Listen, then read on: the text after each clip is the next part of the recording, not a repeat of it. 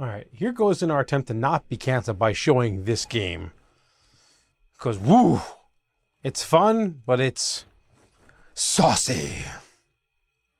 And that game is Epic Spell Wars ANNIHILAGEDDON 3. The Satanic Panic. So, complete and utter spoilers here. Steve screwed up. And Steve should take my own advice, and when you get a Kickstarter, you should read it. Little bit of a backstory on this. I played the first ever Epic Spell Wars game that my buddy had. We used to hang out all the time. He lives in Pennsylvania. You know who you are. And he came out with a game called Epic Spell Wars. And you basically use your cards to craft a spell and you blow up your friends. And whoever was left standing at the end wins. And I'm like, oh, the third edition? Because I know they had 2 other editions. Oh, a third edition to that game? I've never owned a copy for myself. Let me own a copy. Let me go pick it up. Oh, they're doing a Kickstarter. I got a notification in my email. Sign me up. Here's some money. I didn't even look at the game. I didn't even look at the history of Epic Spell Wars. Now, the ANNIHILAGEDDON is a whole series of games.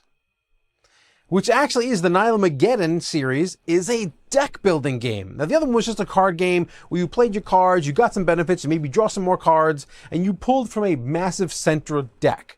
And you weren't buying cards as in a deck builder, you just had a hand of cards.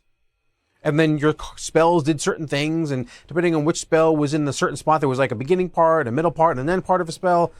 And based on what selections you made, based on what was in your hand, the spells kind of worked for themselves.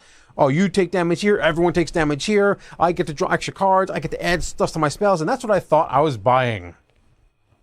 That's not this.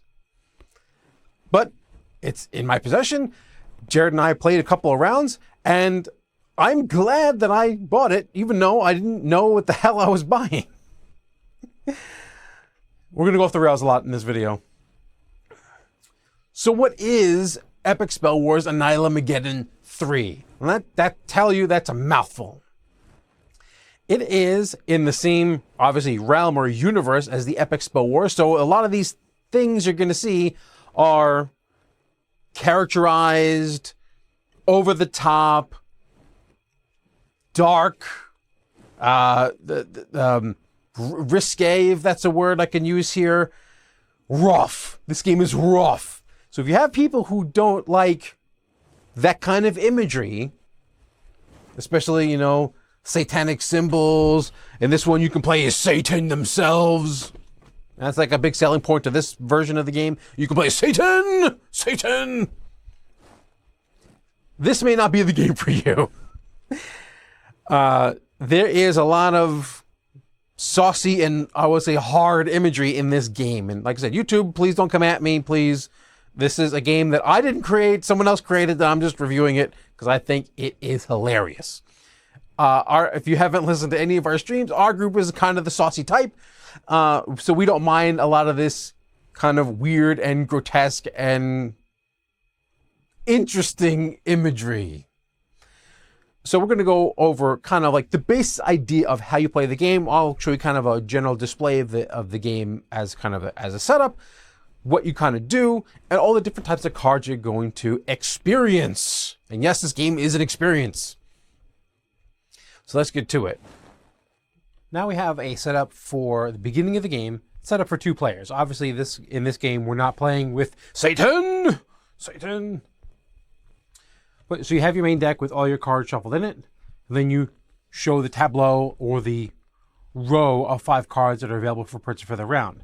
In the beginning of the game, you may come across these Mayhem cards. Like I said in prior, like I said before, these Mayhem cards are actually interwoven into the main deck.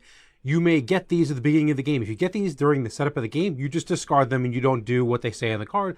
And then you make sure that you have 5 of the regular cards strewn out here. If these Mayhem cards come up during gameplay, then they activate as normal. You just read the card, do what it says, and then there you go. You have your demon deck. Like I said, these are little foily. Let me get another close-up look of here. I can get appropriate. These are like foily cards. Like I said, this is probably because of the Kickstarter edition. They may not, see, there's the foily bit. You can summon these through the game. There is ways of, if the Satan character is in play and someone is playing the Satan character, there are ways that they can summon demons out in the game. They do suggest that if you are not playing with the demon, to change out one of your cards in your deck to the satanic glyph card, which just basically lets you pay 5 hit points and summon a demon. You chuck a regular glyph for a satanic glyph, which gives you the same +1 power, but then lets you sacrifice health to summon a demon. Demons are cool. They're ongoing. They kind of show up in front of you, and they stay around until you die. Then they're discarded. Remember, dying doesn't necessarily mean the end of the game, but we already talked about that. So you have your 5 cards. Each player has a deck of cards. They have their spellbook and familiar right here. They're a little bit off the map here. And then this person's spellbook and familiar here.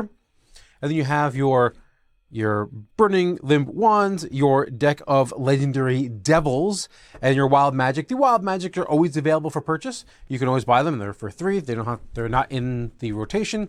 They're just, obviously they're better than your glyph cards. They can, either you get 2 power, or you can play the top card to someone else's deck and then get the bonuses for this. So if someone's making a better engine than you and you're having trouble buying stuff, because some of these things are quite expensive, the costs even go up, I believe, to 6, and even higher for the legendary devil deck, which actually we're going to flip over now. You always start off with Hell's pulsating thing, and you always end with Asmodeus. That's if you get through the deck. But these are things that, as these come out, these will actually attack all the characters in the game. But they are available if you can defeat them, quote unquote, defeat using power. You get into power, you can add these cards. These cards get added to your deck. Obviously, they have the same backs as the regular cards. And then you go through. The person will play their 5 cards. Let's play around. 2, 3, 4, 5. This is a horrible hand. Gru is having a bad day. Gru's set of cards, if we can zoom into this, Gru's initial set of cards is a fizzle. Actually, here we'll play this. A fizzle, which does nothing. A fizzle, which does nothing. A fizzle, which does nothing. A satanic wand, which gives +1 power and attacks the other characters. So each other character will take 1 point of damage. With 1 counter to 1 target. To 1 target. There's only 1 target here. And then a regular goose. We have 2 power. The only thing we can buy for 2 power is this card. Now, we might not want this card, but there's really only thing available for 2 power, and that is to this card. So say, maybe we take it, maybe we don't. But then if we decide not to take it, we just do our 1 damage. We discard the rest of our hand, and then play passes on. If we did buy this card, let's say we did buy this card goes to the top of my discard pile, and then the cards are not refreshed. Only at the end of the turn. If the end of the turn says, okay, well, I'm done doing stuff, then we flip over the top card, and we see a Mayhem. Each non-Satan player with the odd number of hit points summons a demon. Now, funny enough, is we're still at 20, so we're at an even number, but we dealt 1 damage to this other person, so this person gets a free demon. And that person, it goes right into play in front of their character because demons are ongoing cards. They stay in play. They don't get added to your deck. Obviously, the deck back is a different color. They stay there until this character would die. If the character would die, this card is destroyed and it goes into the pile. So we had a Mayhem. The Mayhem is then discarded. And then we draw another Mayhem. We're just going to skip that one. We'll assume that we draw a real card this time. That's what I get for really shuffling the deck. And then the next player would go, they would play their 5, they would have cards in their hand, they would play their 5 cards, they would go buy anything they could afford. Maybe they want to buy a wand, maybe they have enough power in the game that they want to defeat the devil, they could defeat the devil, and they would add that card to their discard pile as normal. The top card of the devil deck is also not flipped over until the end of the turn to prevent someone from just churning through the deck of devils and basically ending the game. So this isn't, you can only effectively kill or hire 1 devil a turn, because this person would go to their discard pile ready to be shuffled in, and then the next devil flips over, and all of the devils except for the first one have what's called a group attack, and they attack everybody, and they just follow what it says. And this attack, because an attack can be blocked by defense cards just like any other attack. So, and again, some of these devils are quite powerful. The group attack only happens 1 time. It happens when they're flipped over, and it doesn't keep happening. But this is how the game would go. People would acquire cards, and then more cards would come out, and some maybe would acquire more cards, and then more cards would come out. And you continue this trend until one of three things happens. All the devils are taken, and this pile is empty.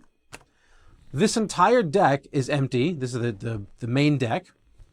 Or, as I said before, when you die, you get a dead wizard token. There is 5 dead wizard tokens per player, standard rules. So once the last dead wizard token is taken, the game will end. So those are the 3 ways the game can end. No more devils, no more dead wizard tokens, no more main deck.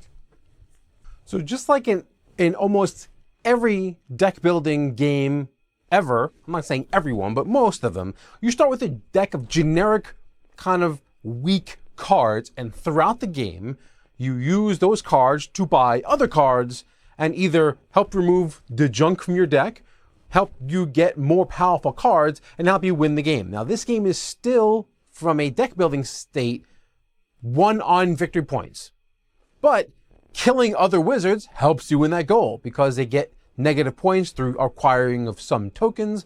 You can make them acquire some negative cards in their deck, and it generally is you kind of build a style as you go through the game. Now we're going to take a look at some of the starting cards.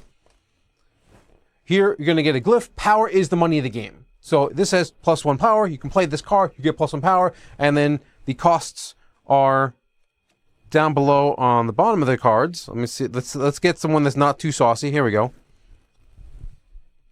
This bottom number here, this 3, is the cost of the card. So if this card was available for purchase, you would need 3 power to buy this card. So this one just gets you +1 power, but effectively it's +1 money. You also start with some fizzles in the game, which effectively are junk in your deck, and they don't do anything to help you. This just gets in your way. You also get 1 satanic wand, which gets you power, just like the glyph does, but it also has a secondary thing of attack. We can deal 1 damage to the target player. If you defeat them in this way, you get some benefit. And these are the starting cards in your game. There is other starting cards that you can start with. That is, if you choose to include Satan as a character or not, you can play as just the wizards fighting and blowing up each other, or you can choose to have Satan as one of the players, and they play entirely differently than the wizards. The wizards are playing their own game, and the Satan character, whoever's playing it, if they want to play it, are playing their own game, which is a lot more manipulation of the other players than anything else, but they also use their own special cards. And we're going to get into the special cards for Satan in a second. But as you go through, you can have a big stack of cards in the middle called the central main deck. And you'll have 5 cards revealed in that. And then when you buy cards, you kind of exhaust the center section. And at the end of your turn, you fill up the center section and it goes to the next player. And this turn kind of goes back and forth. We're going to take a look at some of the cards here. We have 1, 2, 3, 4. We have technically 5 different types of cards that will show up in the central deck. We have treasure, and all these cards work the same way. Here's the cost. This star you're going to see here is how many victory points it's worth at the end of the game. Remember, I said this is a victory point based game. Unlike other games where you have specific victory point cards that you can buy later, all the cards you're going to be buying have a potential to have victory points. Some of them do have 0. Some of them are worth negative, so you got to be careful. Let's say this one here. You get the Burning Limp Wand, is worth -2 points. You don't ever buy this card, but this card can be thrust upon you in throughout gameplay through some of the other wizards, forcing you to take these. This one here is +2 power. Put a wand from your discard pile into your hand, giving you some sort of manipulation. There are also spell cards. And I love the color coding here. All the treasures are gray, all the spells are orange. We're going to see all the starter cards are yellow. I really do like it. It's a quick, access to information on what these cards do, because some cards do work on other cards. Like, oh, if you played a creature, if you play more creatures, then you get bonuses. So this one is a little bit more expensive, being a 5 cost, but it is worth 2 points, and it does get you 3 power. So this is 3 times more powerful than your starting cards in terms of your buying power here. When you gain this card, each player with an odd number of hit points summons a demon. We're going to get into summoning demons also a little later when we talk about the Satan's deck here. And we go, here's a wizard. You can summon a wizard to help you temporarily. The Ramen Shaman.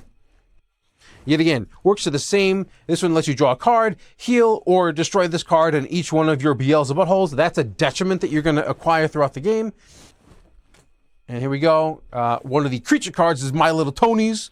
Hey, Tony! Yet again, this is one of the cards that interacts with something of a card type. When your foe reveals a creature card from their hand, if any do, you and that player are allowed to draw extra cards. There is also familiars, which I think this is funny. This is actually a combined art card. This is 2 different cards. And like I said, things get a little saucy here. These are 2 familiar cards. These are the only familiars that are actually going to be added to the main deck. And there are 2 copies of each. But we're going to get into familiars a little later when we talk about beginning and setting up the game, because each player is going to get 1 familiar and 1 spellbook that is specific to their character. And there are also locations which generally stay in play. Get a little closer look at this. And then anything that says ongoing will stay in play once you play it. Everything else that doesn't say ongoing is played and then is discarded at the end of your turn, just like most other deck builders. And this one obviously gives you an endgame scoring mechanic.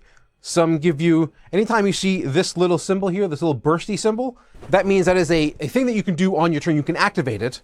You can activate it once per turn. Obviously, if you have multiple copies of a card, and they each can be activated 1 time.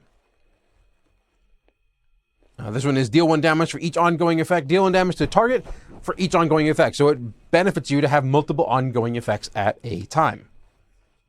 And literally, the game is, you see the 5 cards, you play your cards in whatever order you want. Sometimes the order does matter.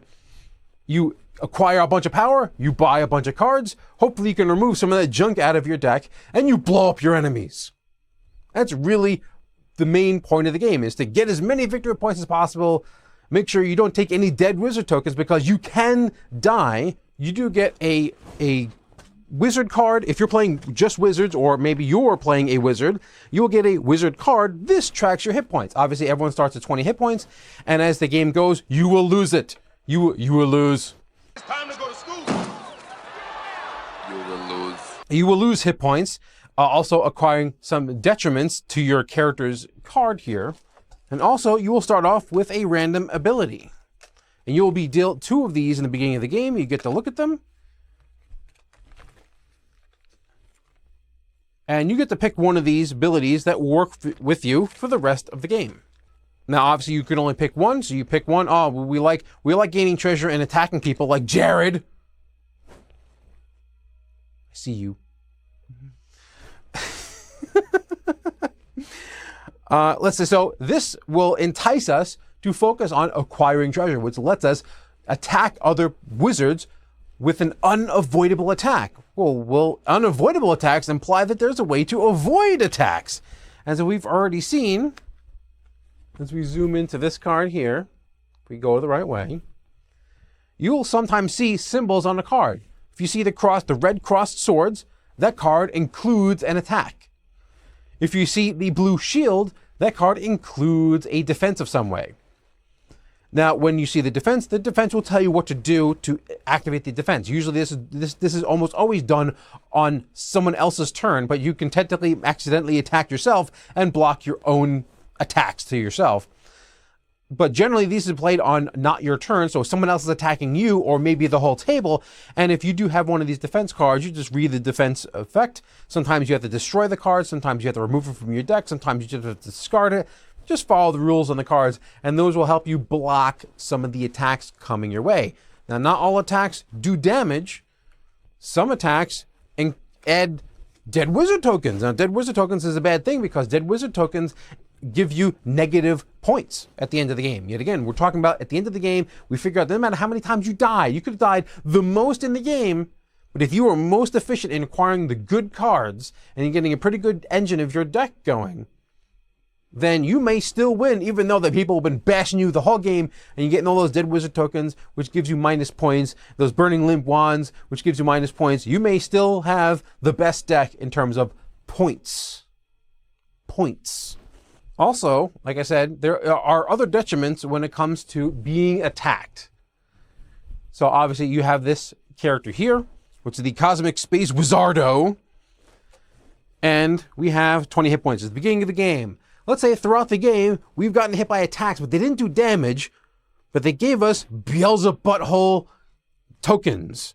And these reduce the amount of max hit points I can have the more of these tokens I acquire. This is bad because I have less overall hit points. I can never heal above these tokens. There are ways of removing these tokens, but it is quite difficult. And yeah, so this just lowers your maximum health. You can only ever have 5, so technically you can't die from this. You can only ever have 5 of these tokens, so you can't die from acquiring these tokens, but still, starting off with 13 health versus your starting 20 health is pretty bad, and not being able to heal over that if you have multiple ones of these tokens.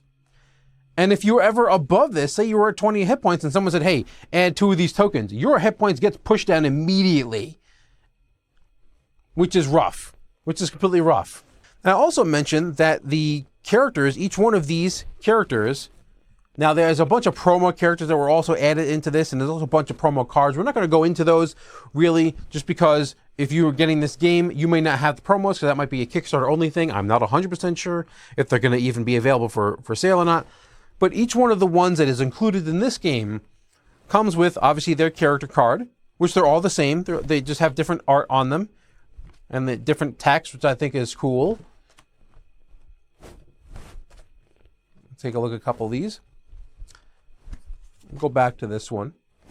And then you also, in the beginning of the game, are dealt a spell book and a familiar for your chosen class. If I can find them. I have so many cards in front of me right now, it's insane. So, in the beginning of the game, we're going to push this up here, because you've already seen that already. At the beginning of the game, you're going to be given 2 sets of these. And they're going to be matching pairs. So we have the Cosmic Space Wizardo, their spellbook and familiar. And then we also have Giga Joshua and the Necromantic Necromancer. And these are the spellbook and familiar for that character. And now I can choose which one of these I want to play. And let's say, obviously, I want to play this one. So I discard those back to the box. They don't get added into the game. These only come with your character. And these are cards you can buy that don't get added to the main deck. You can spend on your turn 6 power and just acquire this. Anytime you acquire a card, unless it says otherwise, you put it in your discard pile to hopefully draw it again later. And you can, the familiars are all 6 points. The spellbooks vary in price. Some of them are even free. You can buy it for 0. And obviously, these cards are going to have some sort of synergy, which may direct your strategy in playing the game. So the idea here is the spellbook is an ongoing card. If you control, throw 3 or more cards of the same type. Remember, that's either 3 creatures, 3 wizards, 3 spells, 3 treasures, all these different types of cards. Put a card from that type from your discard pile into your hand. So you basically get to retrieve a card from your discard pile so long as you have 3 of the same card. If I have 3 creatures in play right now, that's what in control of. In control means you played it this turn. That means I can pull a creature from my graveyard and play it immediately. The familiar, Johnny Jinx, basically counts as 2 of any particular card that you claim when you play them. You play this card, you say wizards, and all you have to do is play 1 more wizard card, and now I technically have 3 wizards in play. I get to pull a wizard out from my graveyard into play, into my hand, which effectively means I'm most likely going to play it. So this is also a defense card, which lets you avoid an attack. If I do so, I get to draw a card and redirect it to somebody else. Yet again, when you see the defense, just follow the defense. Follow what it says. This is also worth 3 power. Even though it is cost 6, it's 3 power. It's got a pretty good defense, and it kind of works very well with my spellbook. If I acquire the spellbook, you can ignore these too. Obviously, there are pretty good cards, and they might give you a direction, but your power, your ability may also give you a direction. Then these two might be at odds with one another. So, what do I think? Also, so we have cool characters. We have unique spellbooks and familiars that give us cool abilities. We get also cool ability tokens. We get 1. We also get Beelzebub buttholes to lower our health. And we have wild and huge attacks. This game does not play any punches with doling out of the damage.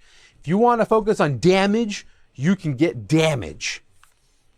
This game is even the rulebook says it's not for the faint of heart. The demons can go pretty quick with this game and how ruthless. Now, obviously, with more, we play basically a 2-player game a couple of times. This game really leans into having a bunch of people. I think you can have 5. This game is up to from 2 to 5 players. The game recommends that if you guys are playing with at least 3 people, it does suggest someone play as Satan! Summoning Satan!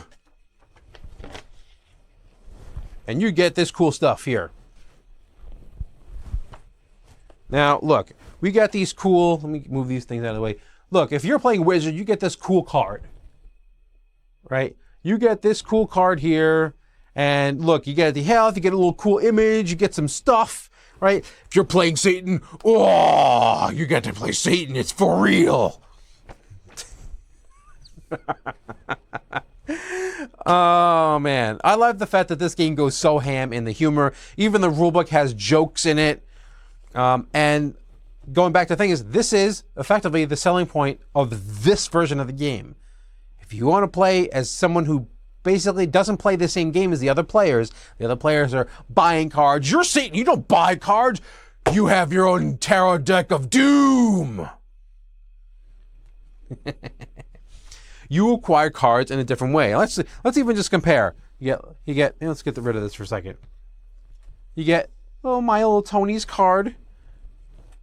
And then you get Satan's little bitch. You get giant tarot cards. You get huge cards, even the back. Now again, this may be a Kickstarter exclusive thing, but you get the foily backs of the tarot cards. It just looks cool. And the one thing I like, the way that they deliver the cards. All the cards with the white bottoms are your starting deck. All the rest of the cards have a black bottom, so it's clear that when I start playing, I just put all these cards in my deck, and I'm good to go. Obviously, shuffle it. I didn't get the super deluxe ultra edition, which has all the sleeves in it. I went to the cheap version. I just wanted the game.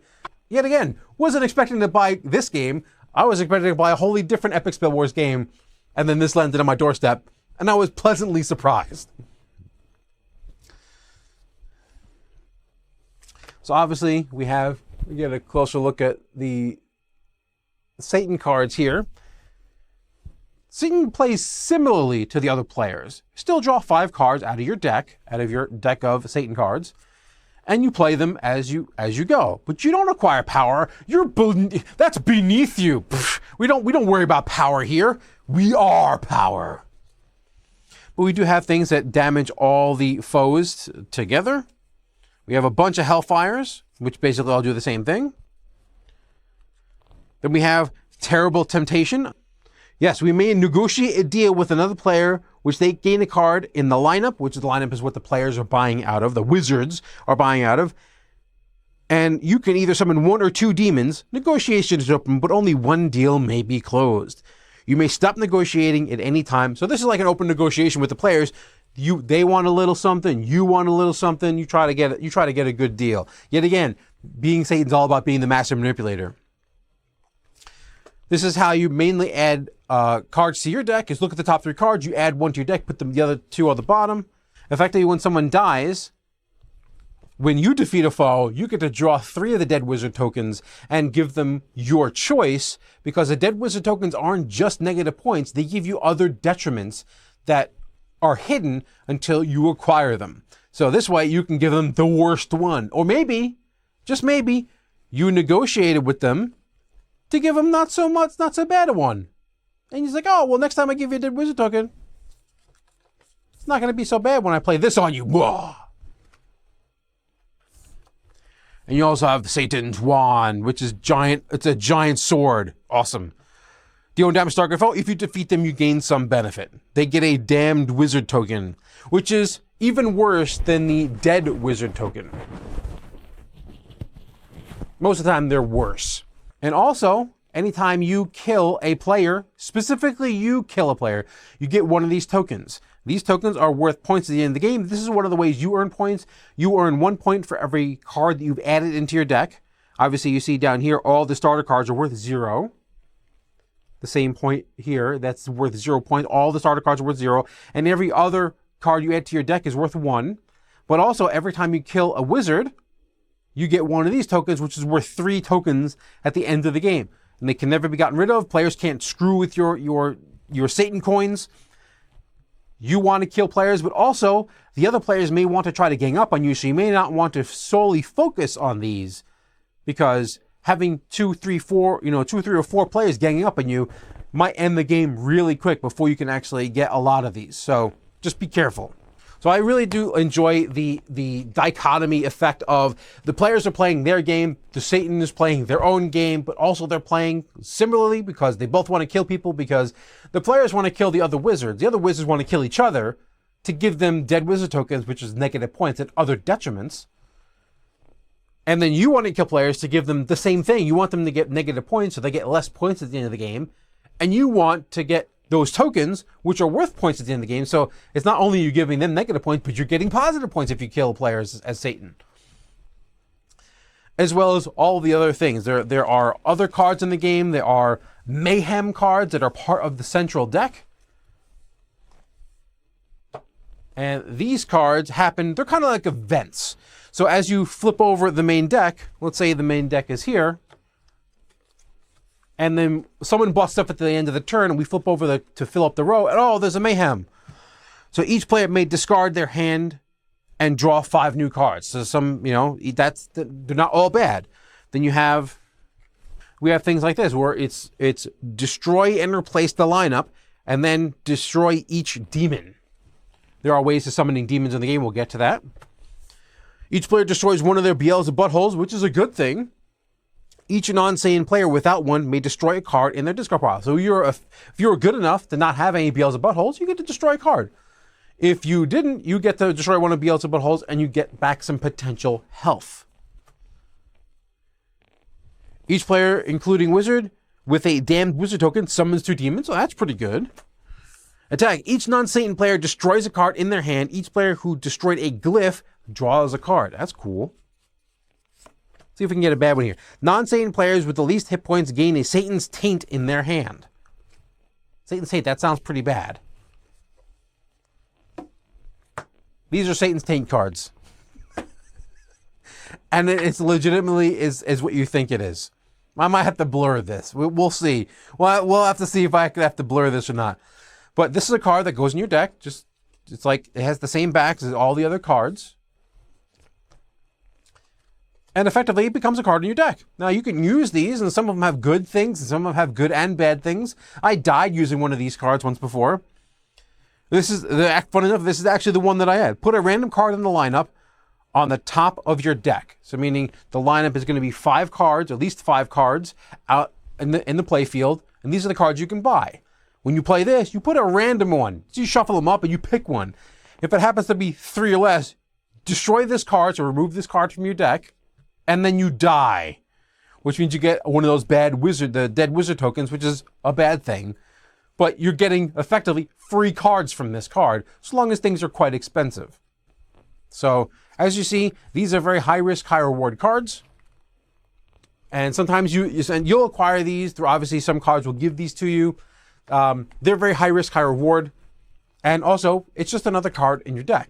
So you always have to keep in mind, just as any deck builder, you always have to worry about, is adding a card to my deck useful now or later, or is this going to bog me down in the future? Because obviously, removing cards from your deck is really, it's a core idea of almost any deck building game. There are also legendary devils that you can fight, and which will also attack all of the players.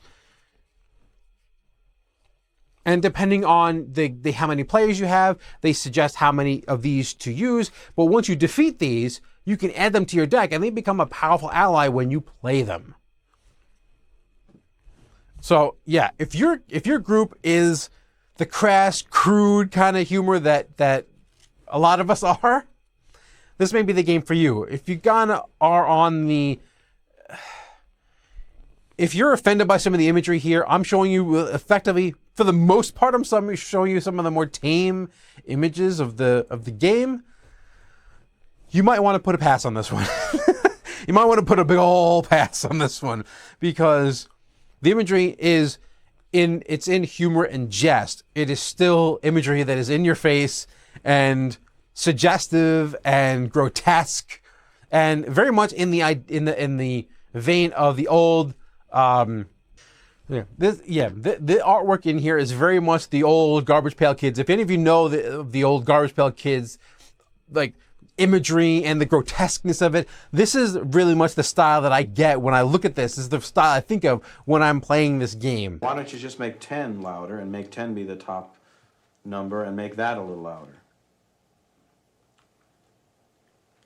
These go to 11. And yet again, this game is in a weird spot though for me, because the original Epic Spell Wars game, where you just played your 3 spells and sometimes chaos happened. Sometimes you drew from the deck until your spell was like 5, 6, 7, 8 cards long, and it just did crazy stuff and you ended up blowing yourself up half the time.